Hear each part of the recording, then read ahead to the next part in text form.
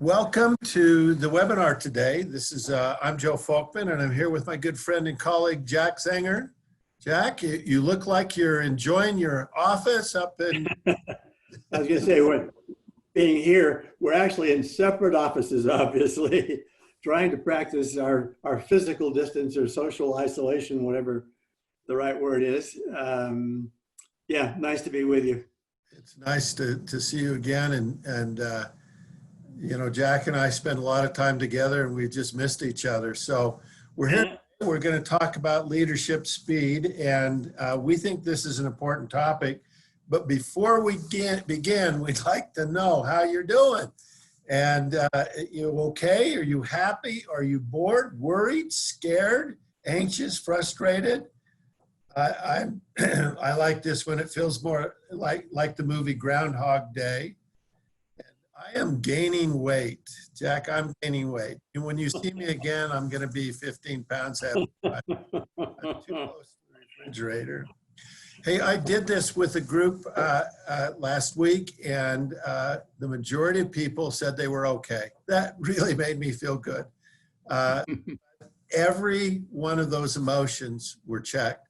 And I think we're all experiencing a lot of different emotions with this, what's going on, this unprecedented experience we're all having here. Well, I have a question. When business returns to normal, what will happen? For you, will it simply be, is this business as usual? Are you keeping current with what's going on?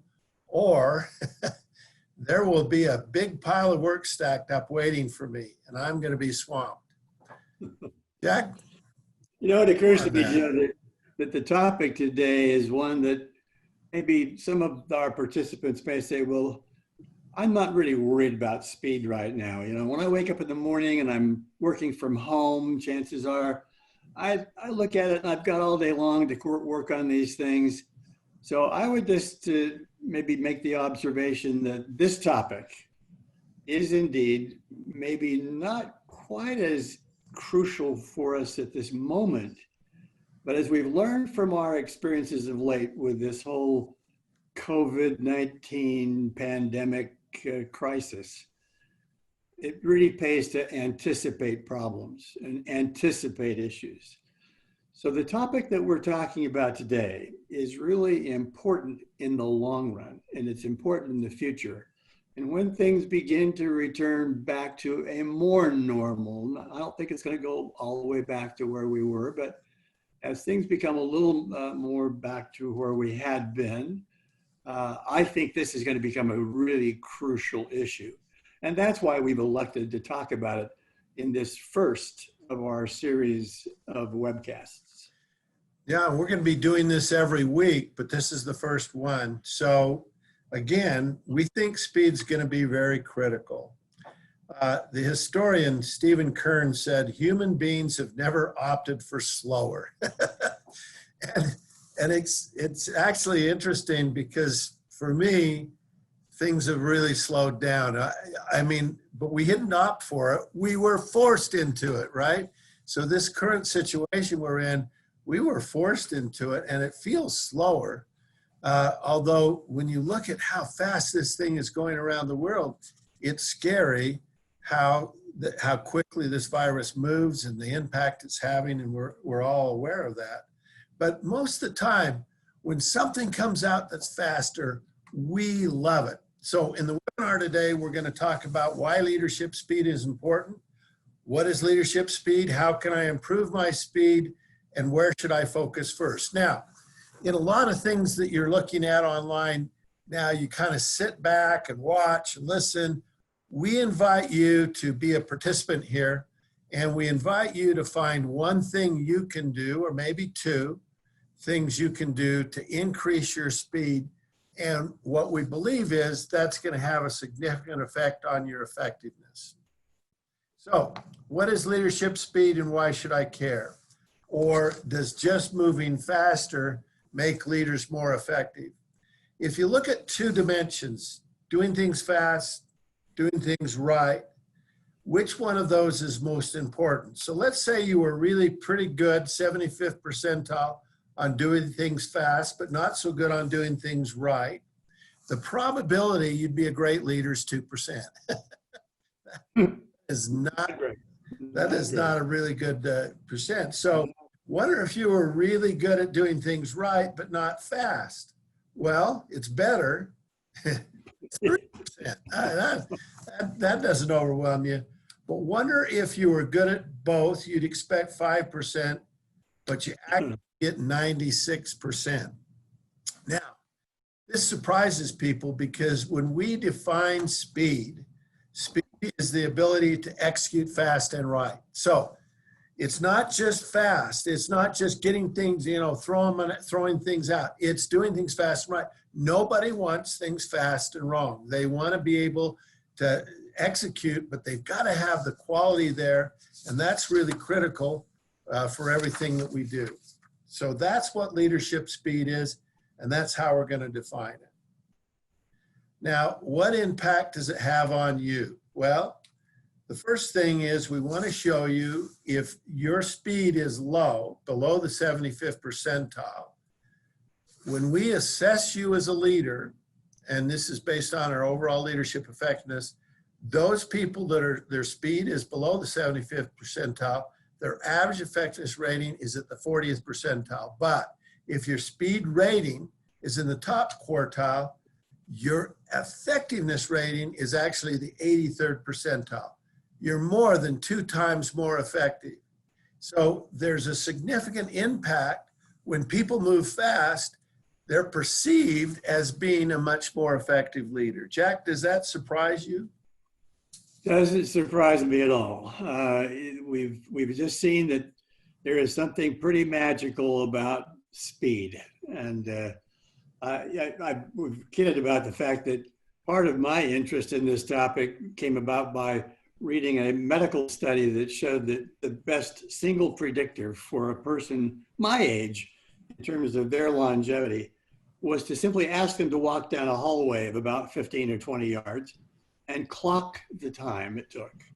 And indeed, the single most powerful clinical predictor was the pace with which they walked. That really triggered my interest in this topic of speed. So no, I'm not at all surprised that speed is related to your effectiveness as a leader. You know, that's true. And Jack, you are a fast walker. I remember we were in London once and my wife was with us and she said, "Why does Jack walk so fast?" I go, what's the impact on the team? Now, if you have a leader that moves fast, you like it or hate it. Is this a good thing or a bad thing? Is your engagement higher or lower? Well, here what we did is we measured your speed, okay, 1 through 50, 51, 75, 76, 85, 86, 95. And what you see is employee engagement, or the extent to which you're satisfied with your job, you love your work, you want to do more. It goes up as speed goes up. But then we thought, wonder if this person's out of control. Wonder if they're the 96th, 97th, 98th, 99th percentile. You know, we've all driven with somebody who's driving too fast. And that's pretty scary. Well, what happens if a leader moves faster? Would engagement go down? And the answer is no. The faster a leader goes, the more people like it. There's no downside to speed. That really surprised me, Jack, when I found that out. But people like it when you move fast. What they dislike is when things get stopped. And that's why this whole thing we're going through right now with the coronavirus is so frustrating, because so many things have stopped. And it's just driving us crazy. Well, what about the impact on the organization? Here's what we found. When speed increases, so does the percentage of people who are more highly committed. This is what we call discretionary effort. These are the people who are willing to do more, work harder, come in early, leave late. And as you see, if your speed is low, you only have about 15% of them. But if you're in the top 10 percentile, you have over 60% of your employees who are willing to move faster and do more. So The question is, how can I increase my speed without becoming frantic? And that's one way to do it. And a lot of people think, okay, you're just going to tell us just to go crazy here. And that's not how it works. Now, Jack, we had some suggestions in the book, and you're going to walk through those about how you can, things you can do that'll help you increase your speed in daily life. Yeah, thanks, Joe. We mentioned earlier that there is this kind of temptation that you wake up in the morning and you say, well, I've got all day long to work on this issue. But we think now's the right time to be saying, how do I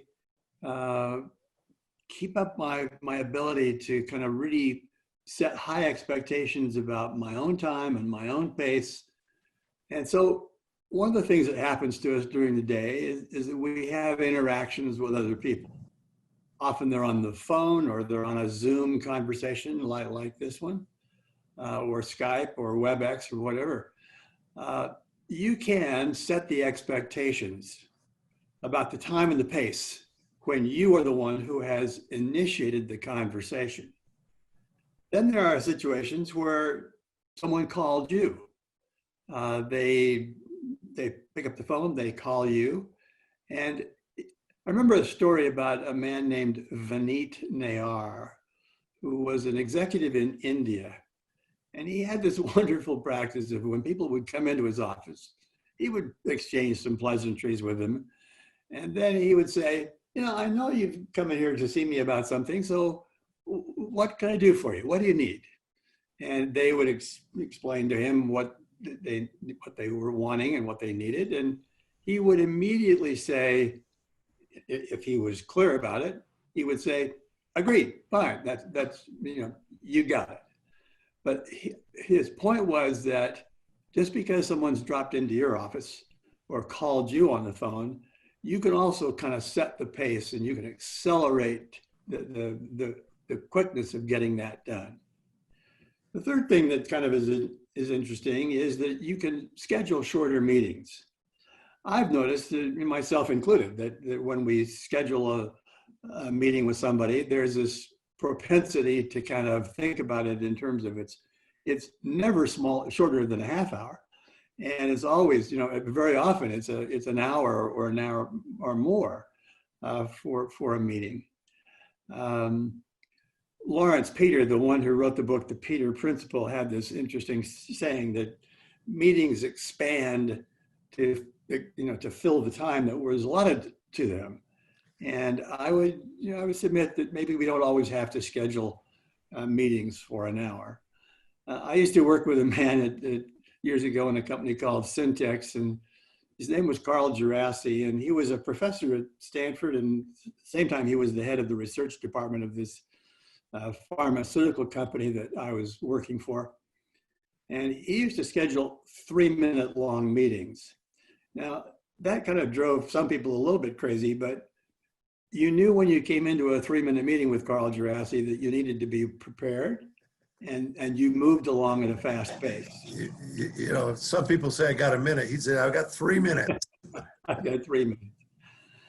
I was intrigued by some things that were in our book, the book on we called Speed, about how different attitudes maybe drove how people proceeded, the pace that they followed. And I'm just going to quote to you a couple of comments from the book. One of the things we measured were the attitudes of people who acted or performed at a very high pace. 94% of the people who were perceived as operating at a rapid pace said, I do my best work and rise to the occasion when performing under a deadline or time pressure.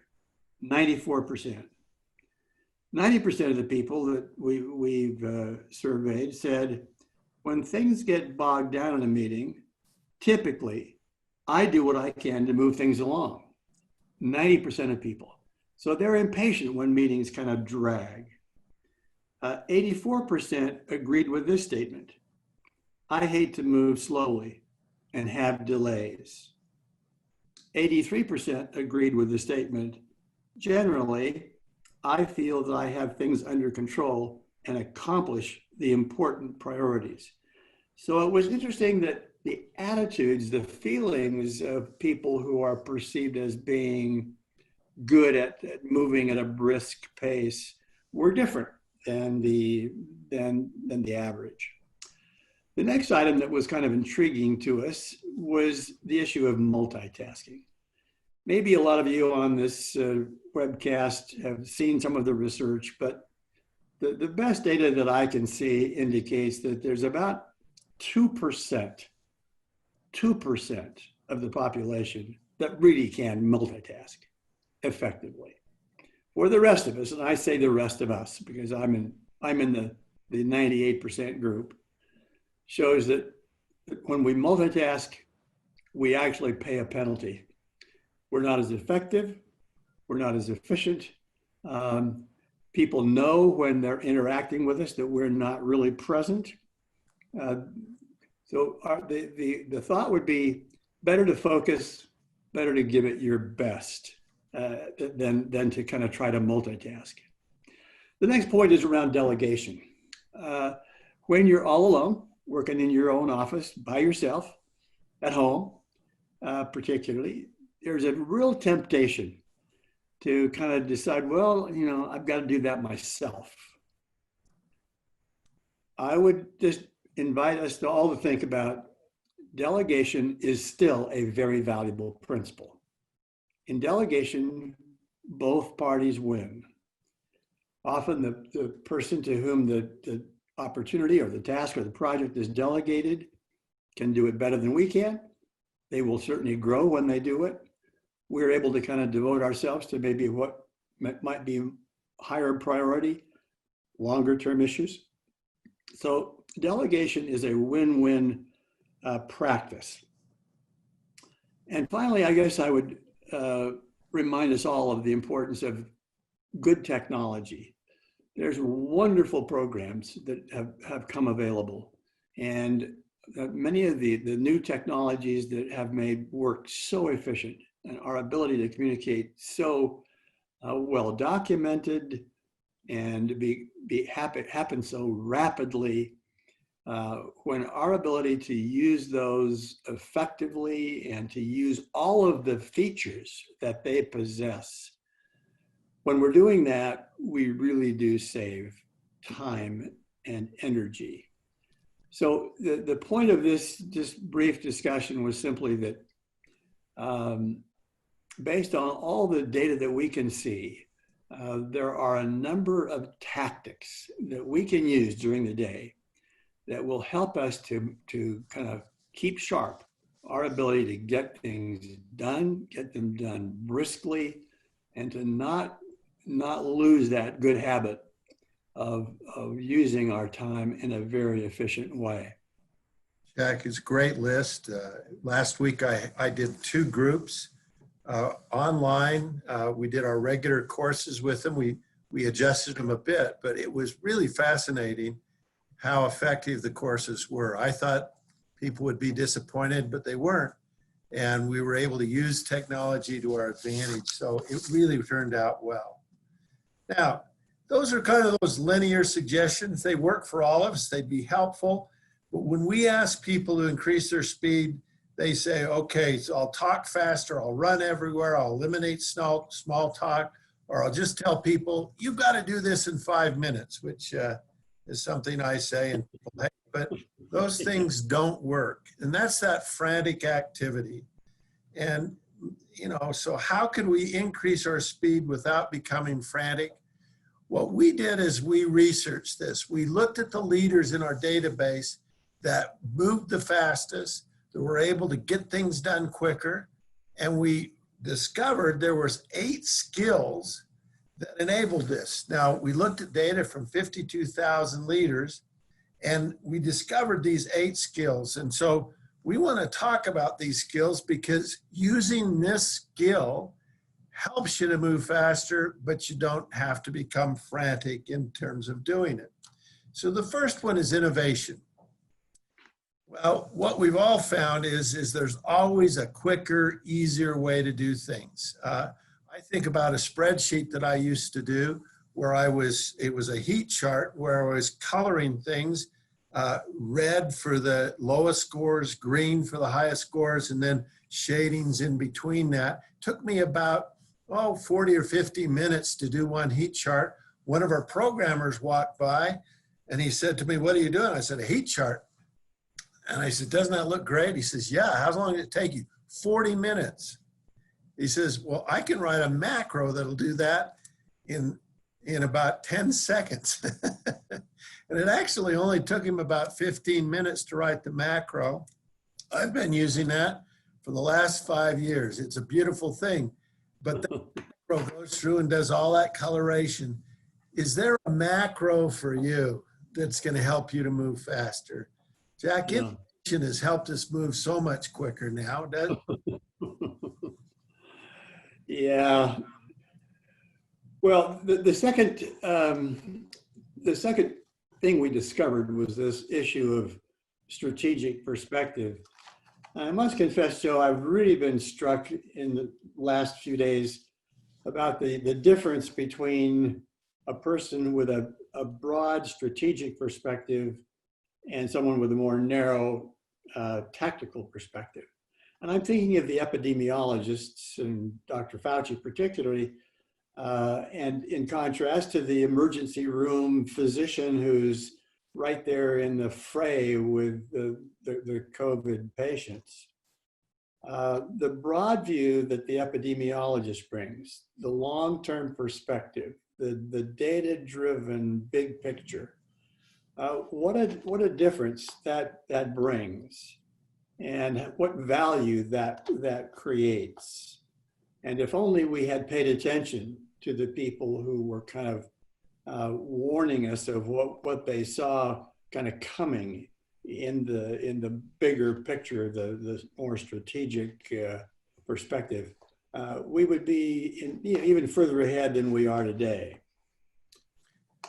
You know, it's the analogy for me is it's like a 1,000 piece puzzle, and you lost the picture, right? and without the picture, it's just hard to see where the pieces go. And Fauci has the big picture. He knows where things are going, and because he's done the research and he has that vision. Again, when you think about speed, if you're not reminding or connecting what people are doing to the vision and strategy of the company, when people don't know the strategy, they're going off here, they're going off there, they're getting derailed on this. Having clarity about where it is we're headed and why helps us to move faster. Another way we can move faster is to be courageous. I remember I was giving a speech once. I was introduced by the senior leader. He got up and he said, "I wondered this morning, have I ever fired somebody too soon?" I thought, well, I wonder what he had for breakfast, you know. But he says, "I've fired hundreds of people." He was in a business that was downsized, but he says, "I can't think of one I fired too soon." You know, when we have a difficult decision to make, a lot of times we delay. And you can think of how delays have hurt us in this current crisis. I mean, how putting stuff off, hard decisions, making tough decisions. Absolutely. When we've seen some governors who were willing to kind of take the heat, make a tough decision, really make a statewide proclamation around the importance of working from home. And my goodness, what a huge effect that has had. And you really have to admire mayors and county commissioners and governors who have been willing to step up, take the heat, be courageous, and then to see what kind of payoff that's had for them. You know, so many illustrations of courageous decisions here. As I've sat with groups, this is one of the most popular items because I ask groups of people, what's slowing you down? What really difficult decision have you people not made or you refuse to make that's slowing the business down. And there's always 3 or 4 really difficult decisions that they know need to be made, and they'll be made sooner or later. But imagine how much ground they've lost by delaying. Another thing that increases speed is stretch goals. When you set a stretch goal, people automatically pick up the pace. They have to, because it's a stretch goal. And a lot of leaders are afraid to set stretch goals. They think it might be bad for people. But when people accomplish a stretch goal, their engagement goes up, their passion about the work goes up, and their energy increases. Stretch goals can be a very positive thing, and it's a great way to increase speed. Yes, yes, yes. Another way to increase speed is communicating powerfully. When people are lost, when they don't know which ways to go, when they're confused about what direction to head, then things slow down. I remember a few years ago when I got my first iPhone that had Siri on it, and I learned that if I said to Siri, tell, it would send a text message. So I brought up Siri and said, hey, Siri. And Siri says, yeah. And I said, tell Laura I love her. Laura's my wife. And Siri asked me a really good question, which Laura? Because they're in my contacts. And I said, whoa, I thought the message had gone to all 8. It was in big trouble. But I said, Laura Folkman. And then I said, message sent. And then Siri came back, and I was so excited. I mean, because I'd send a message to my wife through Siri, and I thought I'd done a really good thing. And here's the message my wife got. I love her. That's what and this is the message I got returned to me. You love who? And that's an illustration that sometimes when we communicate, we do a crappy job of it. We're doing a webinar next week on communication. We're going to talk about keeping people informed and how important that is. And there's a little self-assessment in that about how you communicate. But more important than keeping people informed is, can you communicate powerfully? Yeah, and I think there's a good teaser on that one, Joe, and that is that we will be talking about the difference between leaders who perceive their role as keeping people merely informed and those who realize that the communication process can really be used to inspire, to motivate, to elevate people to higher levels. The next one thing that really can help increase speed is external focus.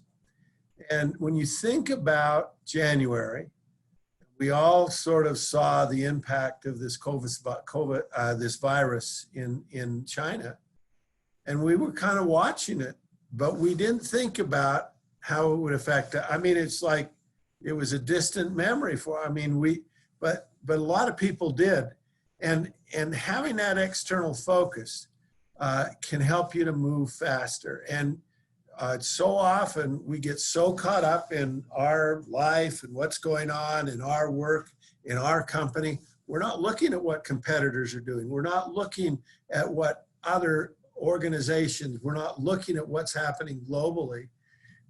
Having an external focus increases your speed. And I just think about when I ride my bike up the canyon and I think I'm going real fast, up to the point when someone passes me.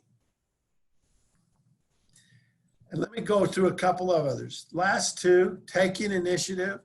You know, when we take initiative, there's so many things that need to be done, and it's much harder to get started.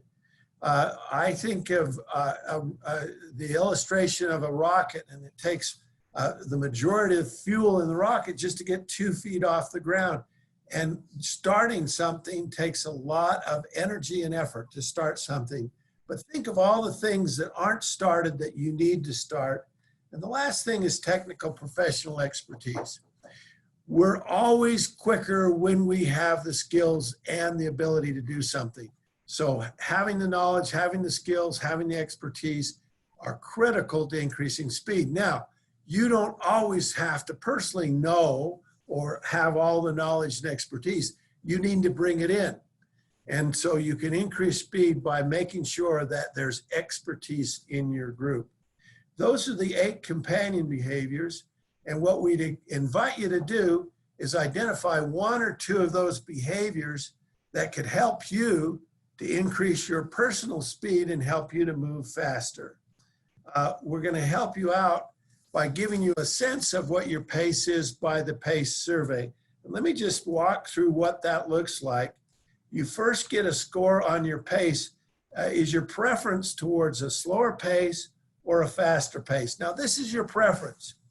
This preference is highly correlated with your leadership speed. So if you like to take things more slowly, that's going to kind of slow down your pace. If you like to run real fast, Jack, I remember your score on this. It was a +5. Jack loves to move fast, and you know, and he walks that way too. The second thing scale we measure is a focus on quality versus a focus on quantity. Now, if you are scared of having a mistake and worried about doing things wrong, that tends to slow down your pace. I was working with a group of people from a foods company. They were in charge of quality control. Their scores were all negative. They couldn't make a mistake. They said, this will kill somebody. Well, when we have that mental attitude about quality, we can't make a mistake, it tends to slow us down. Now, sometimes that's the right thing to do, but sometimes people always want things perfect, and does it really need to be perfect? So do you have a quality focus or a quantity focus? The last thing it shows you is the computer, based on how you responded to all the items in the assessment, chooses 4 of the companion behaviors that may work best for you. Now, this is a little bit like computer dating. This is what the computer says you could work on. It's not always the right answer. So use your own thought process to choose the ones that would work best. So we'd invite you to choose 1 or 2 of those behaviors that would really make a difference in your life. We're also including for you in this webinar a development guide, and you can see all of the 8 behaviors there and some specific suggestions about what you can do to increase your speed. Now, you can access this development guide by doing the follow-up survey, and we'd like some feedback from you about this webinar, about how it's gone. You can get this feedback survey by going to the website or the link bit.ly Webcast APR 1, Webcast April 1. If you put that into your browser, sometimes it comes up automatically at the end of the survey. Give us some feedback. Let us know what we can do better or different. And you'll see a link there to download the participant guide. And thanks so much for participating in the webinar. Jack, some final thoughts? Final thought would be, my goodness, we know that things seem like they're moving at a little bit more leisurely pace today, but we think that it's not going to be very far in the future when we will all need to kind of be able to practice our best leadership speed. Thank you, Jack. And if you'd like to access the book, it's available on Amazon. It's Speed, How Leaders Accelerate Their Successful Execution. If you'd like to do this webinar for some of your folks internally, please let us know. We've got a longer version of this, and we do this webinar for groups and a lot of times for teams. This is a great team building experience about how the team can increase their speed. Thanks so much for your time today. I've appreciated it. And if you have questions, give us a call. We hope you're doing well in this crisis situation and things are going well, and stay well, wash your hands, and well, wear your mask. So thanks so much. Bye. Be well.